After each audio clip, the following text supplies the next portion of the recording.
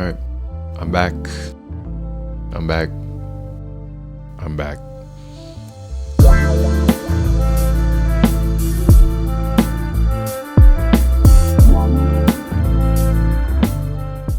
Same thing, just a slightly different setup. I do want to get more personable and authentic with you guys in the videos, as well as I want to give you guys more short form content.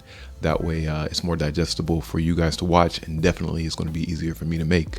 So without saying too much more, let's just go ahead and get into it.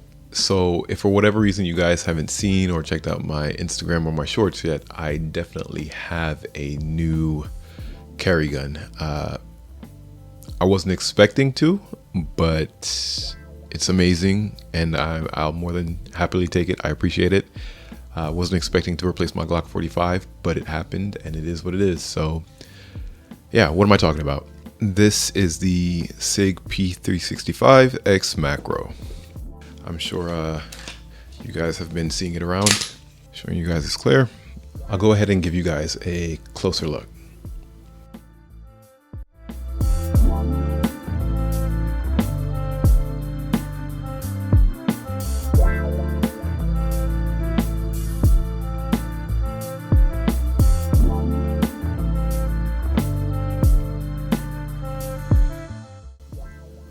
All right, so let's just go ahead and make this a two-part video.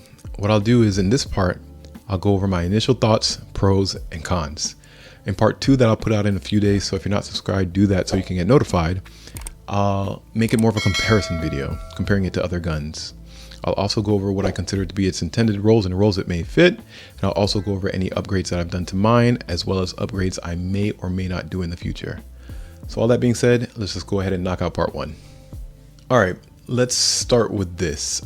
I really hate small guns. Hate is a strong word. I really dislike micro compacts. A few years back when the whole fad started, I was one of the first to jump on board with it, and I quickly realized how dumb it was. Not necessarily, all right, you know what? Everything has its own place. It's not dumb. It's just everything has its own role in its own place. Me personally, I've just always been able to carry bigger guns. And for me, the pros did not outweigh the cons, like at all, not even close. So I quickly jumped off that ship. That's number one. Number two is I've never been a fan of Sig. Not necessarily a hater, like I don't hate them. They just never did anything to make me like or love them. I tried to get on board with the P320s. I also tried to get on board with the Rattler and the MPX and all that. And for whatever reason, I couldn't gravitate towards any of them. They just never really caught me. So, you know, one Sig that actually did kind of like, you know, make me raise my eyebrows was the Pt.1. And I know a lot of people say that too. That to me was a beautiful gun, or I should say is a beautiful gun. But aside from that, there hasn't been much. There's not really been anything, you know, spectacular. So that's two. And then three is I know a lot of people I know a lot of people that are diehard fanboys of, you know, certain companies, and they have that brand loyalty and whatnot.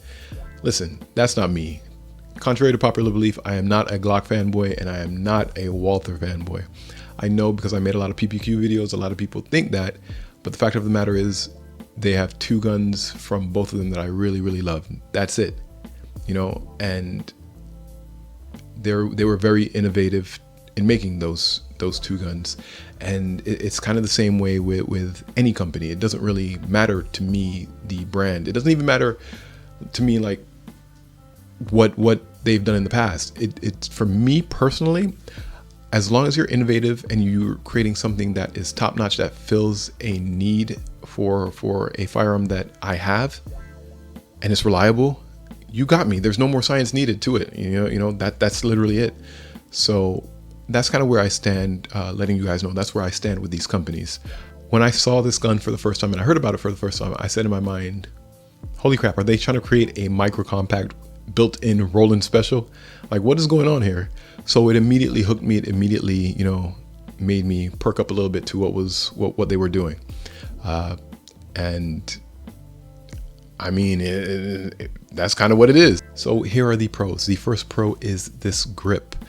It is literally the perfect length, and it's a 1911 style grip angle. I'm able to get both my pinky and my ring finger on it. And anybody who's watched my previous videos knows how important that is to me to just buckle down.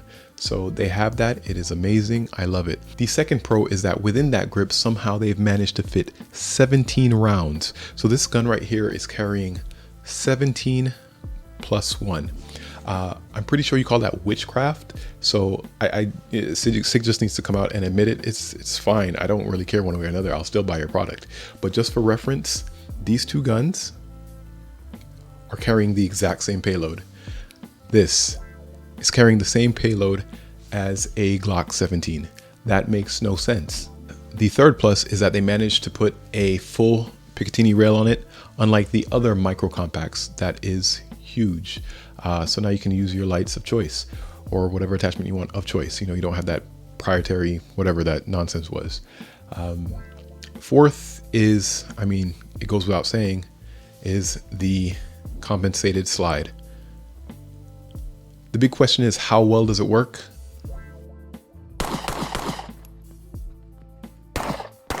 It works insanely well. Almost mind-blowing how soft shooting this gun is. It shoots, everybody's saying it shoots like a full-size gun, and it's true, it does. I'll go one step further and say it shoots like a Glock 17. If you ever shot a Glock 17 and you felt how smooth it is, it shoots like that without the slow slide coming back, because obviously it's a shorter slide. The gun basically feels like it wants to rise, and then it just, because of the shorter barrel in there as well, it doesn't dip back forward too much. It's crazy. It's absolutely crazy how soft shooting this gun is.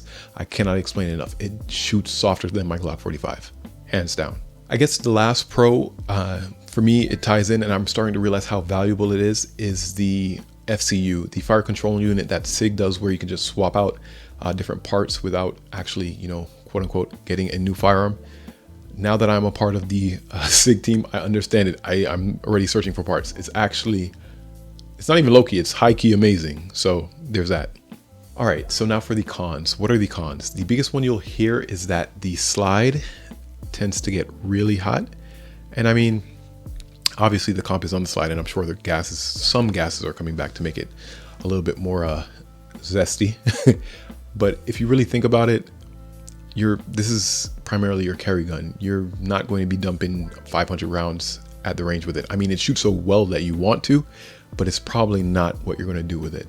So as far as for carry purposes, it's a con, but it's not really a con, if that makes sense. And my friends and I were used to shooting AKs, so this isn't hot. You guys haven't experienced hot yet, apparently. What other con does it have? Wow.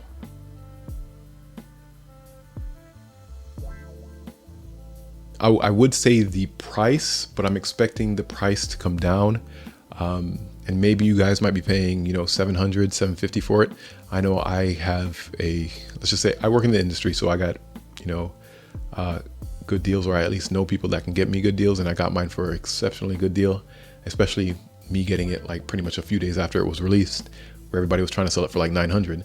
I didn't pay that. But if you think about it, all that it comes with, and I'll go over this in part 2, for you to get like a nice threaded barrel, for you to get a really nice comp, you're paying $300-400 more anyway on whatever gun, you know, whatever micro compact you decide to get. So think about that too. It's not a bad deal. It's actually a really, really incredible deal when you think about it. So yeah, other than that, cons, oh man, yeah, that's pretty much it, I guess. So anyway, this video is going on a little bit too long already. I'll pick this back up in part 2. I'll release it in a few days, so I will see you guys shortly. Later.